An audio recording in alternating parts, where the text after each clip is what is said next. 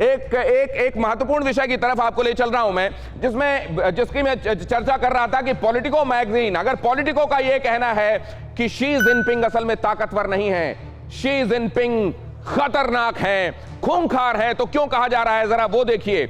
ये ड्रैगन की शक्ल वाला मुल्क असल में ये दिखने भी लगा है, अब इसका नक्शा भी ड्रैगन की तरह दिखाई देने लगा है। कहा यह जाता है कि जैसी आपकी धारणा होती है वैसी ही चीजें दिखाई देने लगती हैं, और चीन इतना बड़ा विलेन होकर सामने आ रहा है कि अब धीरे धीरे उस पर से उसकी हर एक चीज आपको नेगेटिविटी में, नेगेटिव शेड्स में दिखाई देती है। आप देखिए यहां आर्थिक, राजनीतिक, विदेश नीति में आक्रामक परिवर्तन शी जिनपिंग लेकर आए हैं। क्यों? क्योंकि वो इस दुनिया का बादशाह बनना चाहते हैं। 11 पदों पर काबिज हैं जिनपिंग, और इनके गिरफ्त में अब पूरा का पूरा चीन है। इस हर एक बात का हवाला पॉलिटिको में दिया गया है। देश के भीतर और बाहर विरोधियों को खत्म करने में जुटे हुए हैं।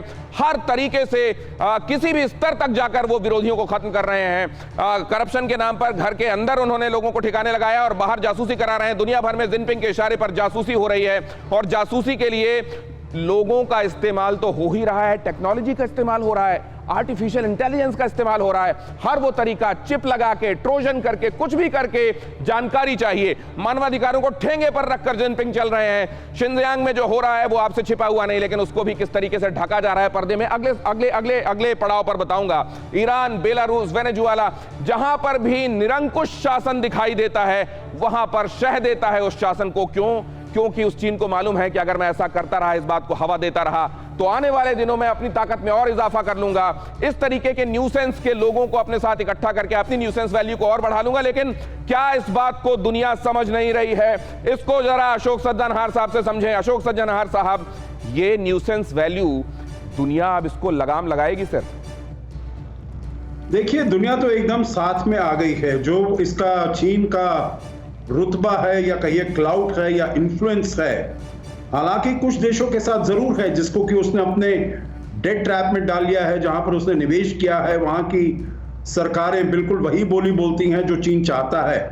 आपको मालूम है शिनजियांग के किस्से में भी जब कुछ पश्चिमी देशों ने कहा, जो वहां पर देखिए कितना अत्याचार हो रहा है, कितना वहां पर कंसंट्रेशन कैंप हो रहा है, जहां पर कि सब उइगुर लोगों को इतनी यातना दी जा रही है, परंतु चीन ने ऐसे देशों को, करीब 50 ऐसे देशों को उसने लाकर खड़ा कर दिया जिन्होंने संयुक्त राष्ट्र संघ को लिखा नहीं। जो चीन कर रहा है वो उनकी पढ़ाई के लिए कर रहा है, और वो आतंकवाद के विरुद्ध कर रहा है। तो देखिए, चीन के वहां पर कुछ छोटे छोटे देशों के पास उसका वो है, उसका प्रभाव है। बात की हो रही है कि इसके लिए बाकायदे ग्लोबल टाइम्स से लेकर कहा जाता है कि कई बिलियन डॉलर खर्च करता है वो प्रोपेगेंडा के लिए, अपने झूठे इंफॉर्मेशन को फैलाने के लिए। और उसने ये कहा है कि वहां के लोगों की पर कैपिटा इनकम बढ़ गई, वहां के लोगों को रोजगार दे दिया गया। इस पर मैं आगे आ रहा हूं, लेकिन सर इसी खबर का जो मैं अभी आपको बता रहा था, एक बचा हुआ हिस्सा मैं अभी ले लूं और उसको लेते हुए आप मेहमानों के पास में आता हूं। देखिए, ये जो बात कही गई पॉलिटिको की तरफ से बताया गया कि कितना खतरनाक ये आदमी है और खूंखार है, ताकतवर नहीं है। देखिए, इन दोनों का फर्क होता है। ताकतवर वो जिसको रिस्पेक्ट किया जाए उसकी ताकत की वजह से, लेकिन जो पूरी दुनिया के लिए खतरा हो जाए वो खूंखार।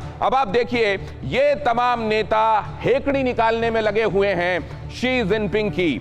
शी जिनपिंग इतना खतरनाक और खूंखार हो गया है कि अब तमाम मुल्क एक साथ आकर यह समझा जाने लगा है, यह आह्वान भी किया जाने लगा है। अमेरिका, जैसे आपने देखा कि आसियान कंट्रीज से उसने ये कहा कि देखिए, इस तरीके से अगर फूटे हुए हम लोग आपस में दरकाव के साथ शी जिनपिंग का और चीन का सीसीपी का मुकाबला करने जाएंगे तो हम अभी उसके खिलाफ जीत नहीं पाएंगे। हमको एक होकर मुट्ठी बनना है। चीन और अमेरिका को चुनने में यूरोपीय देश भी फंसे हुए हैं। उनको ये समझ में नहीं आया कि हम किसको चुने, क्या अमेरिका के साथ अलाइन हो। कुछ यूरोपीय देश ये सोच रहे हैं कि बीजिंग को हमको खिलाफ नहीं करना चाहिए वरना हमारे लिए मुश्किल हो जाएगा। सिर्फ चेक रिपब्लिक ने चीन के विरोध का दम दिखाया है खुलकर और यह कहा है कि हम उसको उसकी औकात दिखाएंगे। बाकी हुआवी का मामला हो, बेल्ट एंड रोड इनिशिएटिव हो, इस सब पर बटे हुए हैं। कुछ मुल्क कहते हैं, 27 मुल्क मसलन यूरोपियन यूनियन के, उसमें से ये कहते हैं कुछ कि हमको माफ कीजिए, चीन का समर्थन करना चाहिए, बेल्ट एंड रोड इनिशिएटिव का समर्थन करना चाहिए। हुआवी अगर यहां आकर अपनी टेक्नोलॉजी 5G की लगा रहा है, हमको लगाने देना चाहिए। जबकि बाकी के मुल्क ये कह रहे हैं कि अगर ऐसा करके बढ़ावा दिया गया तो हमारे ही लिए आने वाले दिनों में फंदा तैयार हो जाएगा।